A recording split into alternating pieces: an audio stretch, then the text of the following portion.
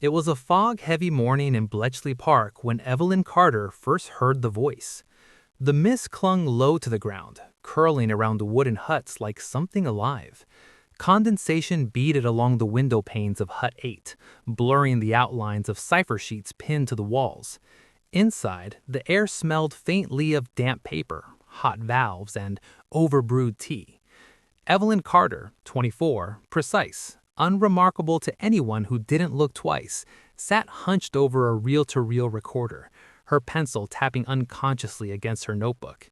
She had been assigned the dull work that morning, cataloging stray sideband noise from intercepted German U-boat transmissions. Routine anomalies, her supervisor had called them, which meant irrelevant, which meant hers. She adjusted the dial with careful fingers. Static hissed, rose, and fractured into distant pulses. She marked the timestamp. Then, a voice. Clear. Close. Human. Evelyn froze. And the rain fell softly on the rooftops of Bristol. The words were spoken quickly, breathlessly, as though stolen between heartbeats. Then, after the briefest pause, Tom Avery, Flight Lieutenant, RAF, Bristol, 14th August, 1944. The tape snapped back into static. Evelyn stared at the spinning reel. Her pencil rolled off the desk and hit the floor. The memo would later be filed under a dull bureaucratic title, BP/CH/43, Temporal Sideband Anomaly Number 7. At the time, it felt like something else entirely. The receiver that captured the voice was not supposed to exist. It sat in a converted greenhouse on the far edge of the park, where glass panes rattled in the wind and condensation dripped onto tangled coils of wire. The engineers who worked there spoke in half-jokes and unfinished sentences. They called it an experiment in signal refraction, something to do with atmospheric distortion, solar interference, the ionosphere behaving badly. But among themselves, they had another name for it. The Chronophone. It had been assembled from scavenged parts, RAF surplus receivers, modified oscillators, vacuum tubes that glowed faintly like embers in the dim light. Its creator, an instrument maker whose name only appeared once, misspelled, on a typed instruction sheet, had left behind no explanation. Only the machine. Only the voices. Evelyn returned that night. She told no one. The greenhouse was colder after dusk. The glass ceiling showed a sky thick with cloud, reflecting nothing back. She switched the machine on, hands trembling despite herself. Static. A long, empty stretch. Then, Evie, she inhaled sharply. I don't know if this works every time, but if you can hear me, if you're there, I think you moved it. A pause. The mission. It's the 15th now, not the 14th. Another breath. A laugh, almost disbelieving. I think you saved my life. Evelyn pressed her mouth to her hand. He was real. She had no microphone, no transmitter, no sanctioned way to reply. But she was a cryptanalyst, and cryptanalysts wrote messages no one else could see. The next morning, Evelyn made a small alteration to a decrypted intercept, a bearing adjusted by a fraction, a notation phrased just ambiguously enough to invite reconsideration. Harmless, innocuous, invisible, except to someone who might read between the lines.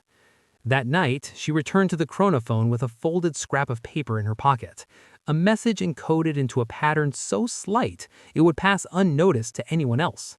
She fed the receiver a signal, waited, listened. Evie, the voice said again, clearer this time. You like tea too strong. You pretend you don't. Evelyn laughed out loud, a sharp, startled sound that echoed against the glass. So it began. Their correspondence did not resemble letters in any ordinary sense. There were no envelopes, no stamps, no certainty of arrival.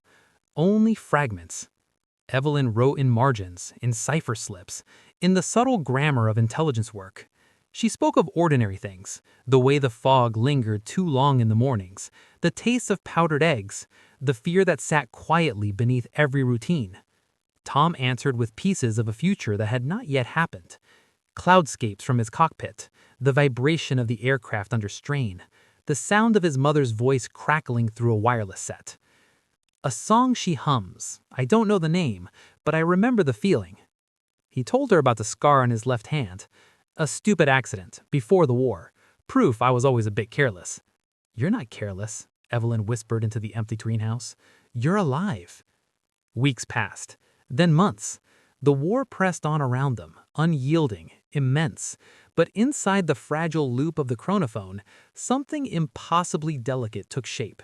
They learned each other in fragments. He called her Evie. She began to wait for his voice the way others waited for letters from the front. "Tell me something true," Tom said. Evelyn hesitated. Then, "I'm afraid," she admitted. "Not of the work, of what it asks me not to feel." Their love grew without touch, without sight. No photographs, no dances, no shared rooms. Only words, carefully placed, fiercely held. Then came the date again, 14th August, 1944. This time it arrived not as a curiosity, but as a certainty. Tom's voice, strained. "They're sending us out again. The weather's bad. Icing conditions. It doesn't feel right." Static crackled. "If you can do anything, anything at all." The transmission cut. Evelyn sat alone in the greenhouse long after the machine fell silent. The war had rules, and she had already broken them. The next morning, Evelyn drafted a report. Measured, clinical, oblique. Anomalies and decoded bearings suggest the need for reevaluation. It was not a warning, not officially, but it was enough. The sortie was delayed. One day. That night, the chronophone spoke. Static, then laughter. Soft, disbelieving, alive.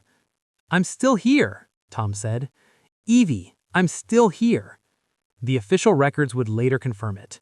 RAF Return Report, 16th August, 1944. Flight Lieutenant Tom M. Avery. Survived. Concussion.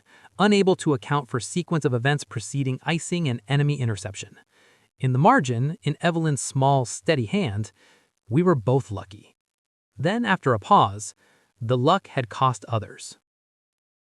The war ended, as all wars do, abruptly, imperfectly, leaving behind more questions than answers.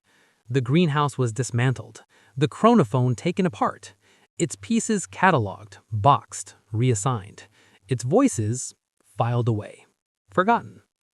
Until June 1946. Plymouth. Rain falling softly against the docks.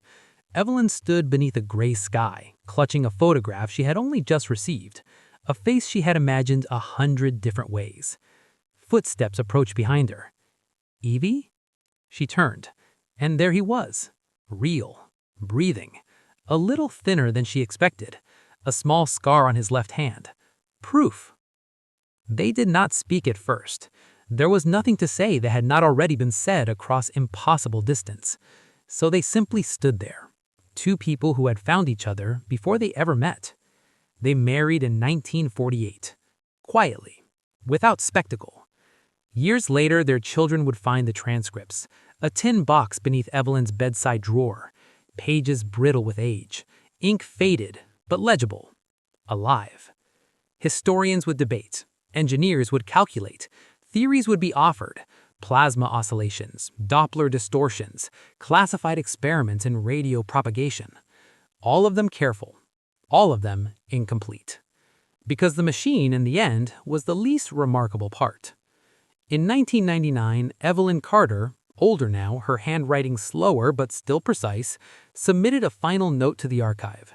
It read, "We were given a miracle and a terrible choice. We chose to be kind. That, perhaps, was the only real technology we had."